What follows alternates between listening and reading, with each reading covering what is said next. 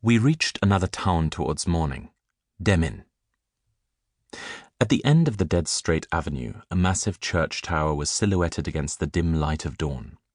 The rows of sycamores receding into the distance led the eye to the tip of the spire, which pointed, needle-like, into the soft pink sky, a tissue paper cut-out, scored with a razor blade, at once slender and powerful, filigree and solid. It was the first time that Irene Brücker had seen anything to break the monotony of the landscape. All she had to do now was to make straight for it. Irene Brücker was a 23-year-old woman from Stettin, now Szczecin, who was fleeing with her family, though by this stage of the war in late April 1945, the family was much depleted. Her husband, Werner Walter, had been missing since the previous autumn, and she had been separated from her parents, father-in-law and sister-in-law during an air raid the day before as they passed through Anklam. Her parents' carriage had been left behind with a broken wheel, while she was shunted out of town in her car, caught up in the dense flow of vehicles, people and horses.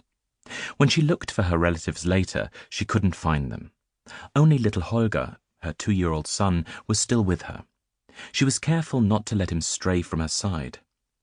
The two of them were not, however, entirely alone. In Löcknitz, a few miles west of Stettin, they had been joined by an elderly doctor and his wife.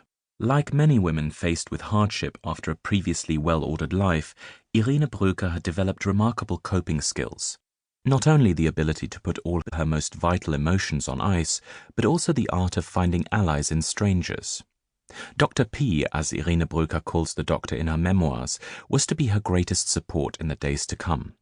She knew that difficulties lay ahead. She had even provided for a time when she might no longer want to live. On a string around her neck, Irene Brücker carried a small watertight pouch. Towards morning, then, they arrived in Demmin. For Irene Brücker, it was just another name on the escape route, the town surrounding the red brick church tower that dominated the landscape for miles around, held neither memories nor meaning for her.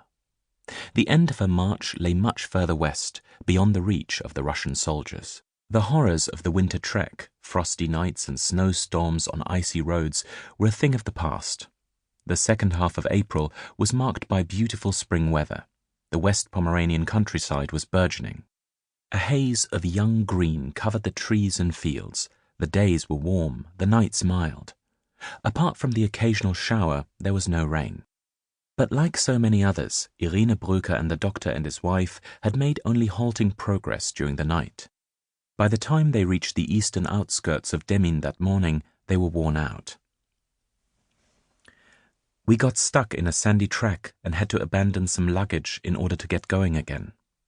Many valuables had already been left by the roadside and on the fields. We stopped on the outskirts of Demmin, at a big house next to the cemetery. The occupants had fled town that night. Too exhausted to go any further, we treated ourselves to a night's rest. After many sleepless nights, broken only by the occasional chilly nap by the roadside when the trek came to a halt, Irene Brücker had lost all sense of time and was longing for a rest. The stopover in Demmin wasn't supposed to be more than a quick breather, but the town was a bottleneck. There were 3 rivers to be crossed on the road west. A few hundred yards further on, a unit of Wehrmacht soldiers had taken up quarters in the riding and driving school of Military District 2, Stettin, a former Prussian cavalry barracks. Among them was Gustav Adolf Skibbe, a 53-year-old from the West Prussian city of Elbing, now Elblang.